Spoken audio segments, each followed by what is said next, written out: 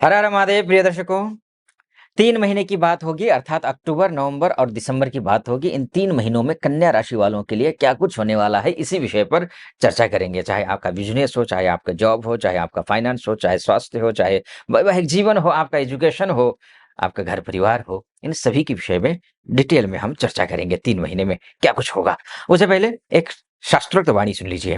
वो ये है कि कालः पचति भूतानि, कालः संहरते प्रजाः। अर्थात समय ही सबसे बड़ा बलवान है, समय से बढ़कर कुछ भी नहीं है बलवान। समय ही उन्हें नष्ट करता है। कालः सुप्तेषु जागरति। जब सब सो जाते हैं, तब भी समय, काल जागता रहता है। समय को कोई पार नहीं कर सकता। कालः सुप्तेषु जागरति, कालो हि दुरतिक्रमः। ऐसा कहा गया है शास्त्रों में। इसलिए समय की बात होगी, देखिए कितना अच्छा आपका भाग्य साथ देगा। समय अर्थात भाग्य ही होता है, काल ये होता है। और ये 3 महीनों में प्रमुख हम जो बातें करेंगे वो शनि को लेकर के। शनि देखिए बहुत ज़्यादा अक्टूबर, नवंबर, दिसंबर में ये जो 3 महीने हैं, शनि का कोई बड़ा गोचर नहीं हो रहा है। शनि उत्तरा भाद्रपद नक्षत्र में है, उसी में रहेंगे। जहाँ तक बात है गुरु की भी बात करेंगे। और गुरु कर्क राशि में है और 18 अक्टूबर से लेकर के कर्क राशि में रहेंगे। उससे पहले वो मिथुन राशि में है और 5 दिसंबर तक वो कर्क राशि में ही रहेंगे, अर्थात उच्च के रहेंगे, दीप्त अवस्था में रहेंगे। दीप्त अवस्था का गुरु बहुत अच्छा रिजल्ट देने वाला है पूरी तरीके से। आपने थंबनेल में देखा होगा कि हिला देगा ये पूरी तरीके से, बहुत कुछ होने वाला है। ये हो जाएगा, उसके बाद जाकर के 11 नवंबर से गुरुदेव जो है वक्री हो जाएँगे। पूरे 120 दिन के लिए वक्री होने वाले हैं। शानदार है, क्योंकि वक्री ग्रहों को वक्रिणस्तु महावीर्याः कहा गया है। वक्री ग्रह जब होते हैं अत्यंत बलवान हो जाते हैं। उसमें भी शुभ ग्रह वक्री हो जाए तो फिर तो कहना ही क्या, सब कुछ ठीक हो जाता है। बात रही कन्या शुक्र की, शुक्र कन्या राशि में है देखिए, पूरे अक्टूबर के महीने में कन्या राशि में ही हैं। 2 नवंबर से लेकर के 26 नवंबर के बीच में तुला राशि में अर्थात स्वगृही रहेंगे, उसकी विशेष चर्चा करेंगे। और उसके बाद जाकर वृश्चिक राशि में जाएँगे, फिर उसमें भी बहुत ही अच्छा रहेगा, यानी कि 2 नवंबर से लेकर के बहुत अच्छा रहने वाला है शुक्र के माध्यम से भी। उससे पहले क्या होगा उसके पर भी चर्चा करेंगे। बात है मंगल की बात करेंगे। मंगल जो है आपका 27 अक्टूबर से लेकर के दिसंबर के फर्स्ट वीक तक मंगल अ, अपने ही घर में रहेंगे, यानी कि वृश्चिक राशि में रहेंगे, शानदार फल वो भी देंगे। यानी कि जैसे आपने देखा होगा कि हिला कर रख देंगे, उनको अब क्रमशः बात कर लेते हैं। सबसे पहले बात करेंगे स्वास्थ्य को लेकर के। देखिए आपकी राशि के जो स्वामी है, बुध बहुत अत्यंत शीघ्रगामी ग्रह होते हैं, लेकिन आपकी राशि पर, कन्या राशि पर कोई दुष्प्रभाव नहीं है। शुभ है, अच्छा है, स्वास्थ्य के दृष्टिकोण से बढ़िया है, ये कोई ज़्यादा समस्या नहीं है। हाँ, स्किन से रिलेटेड समस्या है, तो आप थोड़ा-सा संभल जाइए। कोई एलर्जी इत्यादि हो सकती है, गैस्ट्रिक समस्या आ सकती है, पेट में अपच इत्यादि की समस्या हो सकती है, खान-पान का विशेष ध्यान रखिए। बाकी अन्य कोई समस्या दिखाई नहीं दे रही है स्वास्थ्य को लेकर के। बात कर कर लेते हैं आपकी धन की बात कर लेते हैं। धन के मामले में ये समय सबसे सर्वोत्कृष्ट समय तो मैं बोलूँगा अक्टूबर नहीं है। अक्टूबर सर्वोत्कृष्ट समय धन को लेकर के नहीं है। खराब है या नहीं है उसके लिए अलग से मैं वीडियो बनाऊँगा, लेकिन सर्वश्रेष्ठ तो नहीं है, ये कहा जा सकता है। लेकिन नवंबर के 2 तारीख से लेकर के आपका 26 नवंबर के बीच में जो समय है, वो आपके लिए धन को लेकर के अच्छा है। उसमें भी धन वो उस तरीके से आएगा जब आप अपने वाणी के माध्यम से, यानी कि आप वाक्पटुता से धन अर्जन कर सकते हैं। धनार्जन का योग उस तरीके से बन रहा है, या फिर कौटुंबिक कोई संपत्ति हो तो उसमें कहीं न कोई रास्ता निकलता हुआ दिखाई दे रहा है, वो अच्छा है, शानदार समय है। लेकिन 26 नवंबर के बाद जाकर के वृश्चिक राशि में जाएँगे, यानी कि आपकी राशि से थर्ड हाउस में होंगे, सीधे भाग्य स्थान को देखेंगे, यानी कि द्वितीयेश होकर के भाग्य स्थान को देखना, तृतीयस्थ होकर के शुभ है, बहुत अच्छा है, निश्चिंत रहिए।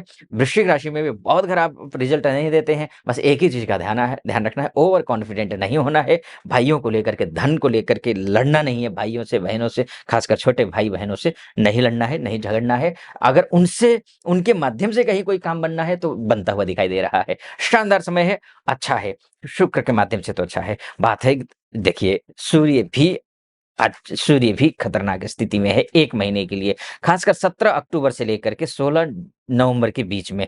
17 अक्टूबर से 16 नवंबर के बीच का समय सूर्य नीच के रहेंगे। सूर्य नीच का होने का मतलब ये है कि विदेश में रहने वाले जो हमारी बहुत सारी माताएँ हैं, बहनें हैं, भाई-बंधु हैं, उनको विशेष सावधान रहना पड़ेगा। जो परमानेंटली वहाँ सेटल हो चुके हैं, अगर वो संघर्ष कर रहे हों, ग्रीन कार्ड को लेकर के, पीआर को लेकर के या फिर नौकरी को लेकर के, तो आप इस बीच में अर्थात 1 महीना 17 अक्टूबर से लेकर के आप 16 नवंबर के बीच में थोड़े सावधान रहिए। सुबह जल्दी उठिए, सूर्य को अर्घ्य दीजिए, आदित्य हृदय स्तोत्र का पाठ कीजिए, शुभ रहेगा। जहाँ तक बात है एमएनसी में काम करने वाले लोगों के लिए, वो भी उनके लिए भी यही बात मैं कहूँगा। विदेश जाना चाहते हैं, उनके लिए भी यही बात कहूँगा। लेकिन डोमेस्टिक लेवल पे बहुत ज़्यादा समस्या नहीं है, बहुत ज़्यादा समस्या नहीं है, लेकिन खर्चा अधिक होगा।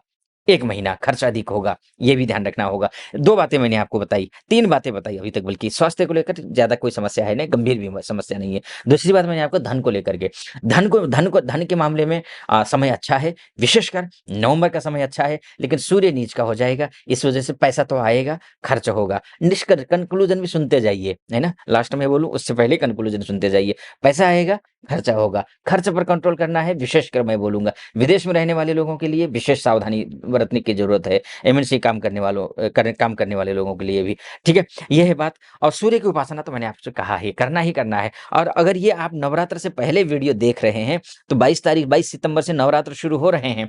आपको माँ भगवती की उपासना करनी ही करनी है। इसको लेकर के मैं बहुत देखिए, आप लोगों की शिकायत रहती है कि आचार्य जी आप बता तो देते हैं उपाय करने के लिए, लेकिन हमें विधि पता नहीं होती है, विधान पता नहीं होता है, तो हम करें तो करें कैसे? तो इसीलिए इसी बात को मद्देनज़र रखते हुए मैंने एक और नया चैनल बनाया है, उसका नाम है शास्त्रार्थ, जिसका डिस्क्रिप्शन में आपको लिंक मिल जाएगा। उसको वहाँ जाइए, क्लिक कीजिए और आप उस चैनल को भी आप पूरे वीडियोज़ देखिए। हर वीडियोज़ में कब राहु का जप कब करना है, शनि का जप कब करना है, कब नहीं करना चाहिए, दान कब करना है, कब नहीं करना है, हर एक ग्रह का बना रहा हूँ। 4-6 वीडियो ही होंगे, ज़्यादा वीडियो नहीं है। मैं अपलोड करता रहूँगा। सब्सक्राइब कर दीजिए, बेल आइकन को जो है क्लिक कर दीजिए, ताकि नोटिफ़िकेशन आपके पास आएगा। बहुत उपयोगी वीडियोज़ रहने वाले हैं। इसके साथ में लाइक भी कर दीजिएगा, हर हर महादेव कमेंट बॉक्स में जाकर के लिख दीजिएगा, जो भी मनोभाव है वो भी लिख दीजिएगा। अगर इस चैनल पर भी आप नए हैं, तो चैनल को सब्सक्राइब कर देना, वीडियो को लाइक और कमेंट बॉक्स में हर हर महादेव लिख देना। चलिए आइए चलते हैं आगे। हाँ, एक बात और मैं बोलूँगा, सूर्य नीच का है, सामाजिक मान-सम्मान का ध्यान रखना 1 महीने के लिए, 1 महीने के लिए 17 अक्टूबर से लेकर के 16 नवंबर के बीच में सामाजिक मान-सम्मान, पॉलिटिक्स में है तो ध्यान रखिए। ये महीने, उसके बाद पीछे अच्छा है, आगे भी अच्छा है, चिंता की बात नहीं है। लेकिन सरकारी क्षेत्र में है, गवर्नमेंट सेक्टर में है, शासन में है, प्रशासन में आप हैं, तो आपको सावधानी बरतनी पड़ेगी। पॉलिटिक्स में है तो भी सावधानी बरतनी पड़ेगी। ऊपर उच्च लेवल पे हैं, हायर अथॉरिटी पे आप जो है ना कार्यरत हैं, पोज़ीशन पर विद्यमान हैं, विराजमान हैं, तो आपको विशेष ध्यान रखना पड़ेगा, अन्यथा कोई दिक्कत की बात नहीं। आदित्य हृदय स्तोत्र का पाठ करना है आपको, ये भी आपको ध्यान रखिए। ठीक है जी, अब बात कर लेते हैं आपकी बिज़नेस की बात कर लेते हैं। बिज़नेस के लिहाज से देखो तो मैं देखिए आपके जो राशि के आपके जो सप्तमेश हैं, वो बहुत अच्छे हैं, कोई चिंता की बात नहीं है, शुक्र भी अच्छा है।